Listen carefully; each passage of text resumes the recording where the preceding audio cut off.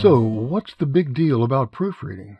Good writing is about a lot more than good grammar, just like basketball is about more than good dribbling. So why this obsession over typos, misspellings, and grammar slips? Two reasons. First, judgment. Someone who doesn't know a dangling participle from a dangling dinner guest can spot a typo. That typo can then be used to negatively judge you, your writing, even your intelligence. Don't believe me?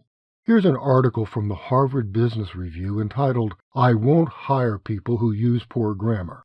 Author Kyle Wiens is CEO of iFixit. This CEO writes, "People who mix up their its and its deserve to be passed over for a job, even if they are otherwise qualified for the position. I have a zero-tolerance approach to grammar mistakes that make people look stupid." Although there's no known relationship between intelligence and apostrophes, that fact obviously does not prevent others, whether employers or teachers, from judging you based on easy-to-spot surface errors. That's why the first proofreading tip is to ice it. Put the writing away until your mental image has faded and no longer obscures the reality of what's on the page. But the problem with ice it is time. It can take days or even weeks for that mental image to fade enough. Few people, least of all students, have that time. So we need tools we can apply immediately. One of the best is text-to-speech. These software programs let you hear what you wrote in someone else's voice. In other words, you get to process your writing as a listener, not its creator. There are literally hundreds of free text-to-speech programs out there that do the job. Our favorite is naturalreader.com. It's free, web-based, that means nothing to download, and offers drag-and-drop simplicity for your documents. Natural Reader can read 10 types of documents, has 18 English voices, and speed control in its free version. Many other text-to-speech programs can be found at review sites like techradar.com and elearning.com. But the bottom line is, listening to someone else read your document helps you know what is and isn't on the page. Another exciting technology for writers is the new AI-based spelling, style, and grammar checkers. Wait a minute, you say. Microsoft Word has offered its built-in auto checker since 1995. And you're right.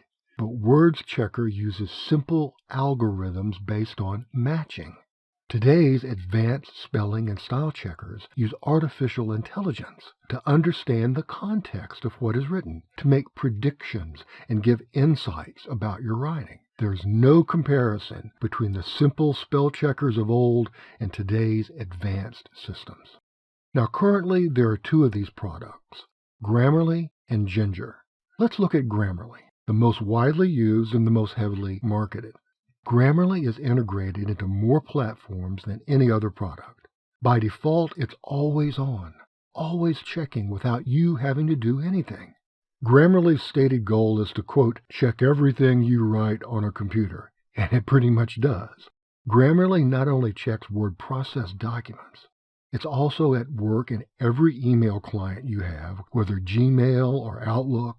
It also checks your discussion board post. It automatically checks Facebook posts, Instagram, Snapchat, Google Docs, Twitter, YouTube, and many other social media platforms, now and in the future because of its integration with GitHub, the leading software development platform.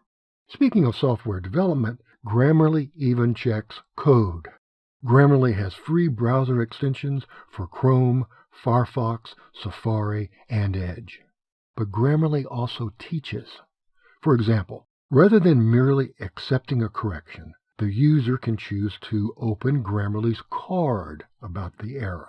These cards contain a full explanation of the error with incorrect examples being corrected. In other words, Grammarly can function as your individualized grammar and style handbook, and that is a great feature for students. What about the other spelling and grammar checkers out there? PaperRater, Reverso, Noun Plus, After the Deadline, Scribbins, GrammarCheck, Virtual Writing Tutor, BibMe, SpellCheck Plus, and probably others. All require that you first go to their website, and then transfer your document to the space provided. All of the results appear at the same time and can be confusing to navigate in a long document. But most importantly, each change must be made manually in the original document, unlike Grammarly, which is a simple click away to correct your error.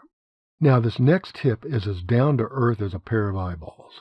Those fancy algorithms in Grammarly and Ginger, they're simply attempts to replace the human mind. So this tip is, partner up. Get a second pair of eyeballs. Let's talk about your partner.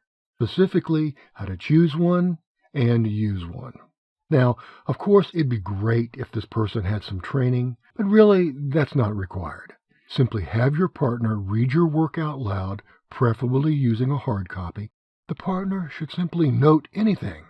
Typo, suspected misspelling, unclear or confusing wording, anything that gets in the way of their reading and understanding of what you wrote. It's that simple. Of course, you'll want to return the favor by proofing your partner's work. Doing so is not only good manners, it'll train you to be a better writer as you learn to look at writing more objectively. Now, this next set of tips all have to do with making physical changes to the text in order to distort and disrupt that mental image that prevents you from seeing the reality of what you wrote. First, when in the proofreading stage, print out your work as hard copy. Why? Hundreds of studies since the 1990s have compared reading from a screen versus reading hard copy print. The conclusions are, on average, reading from a screen is harder, about 27% harder, and uses more mental resources, making you tire more quickly. Second, reading from a screen is less efficient. We see and comprehend less.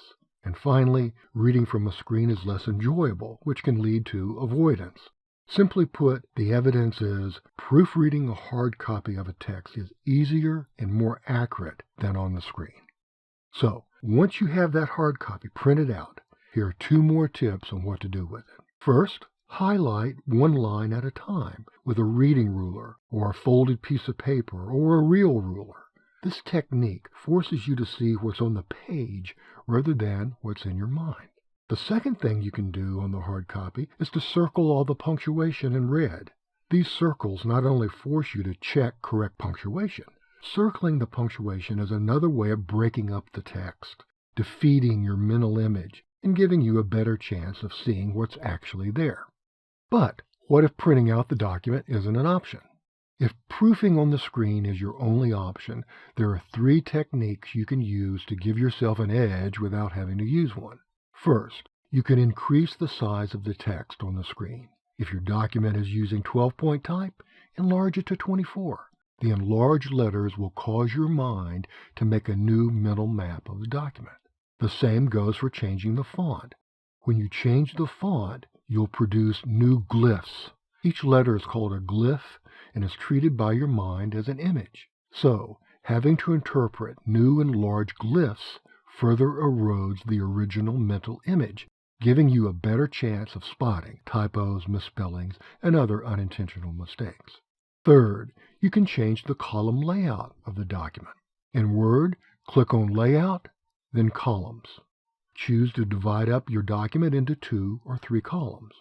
Make sure your text is left align only. Don't use full left-right justification. The last tips are, when proofing, it's important to read your work slowly and out loud, because doing so helps defeat mental prediction and mental mapping as you focus on each individual word. As a matter of fact, trained proofreaders do even more. Trained proofreaders read in syllables, not words. So, a trained proofreader would say out loud, syllable, to make sure all the L's are there. Because proofreading comes last in the writing process, at the deadline when it's time to turn it in, we tend to give our documents a final quick read, maybe a spell check. As you've seen in this presentation, accurate proofreading requires patience and a clear process. Your writing deserves both.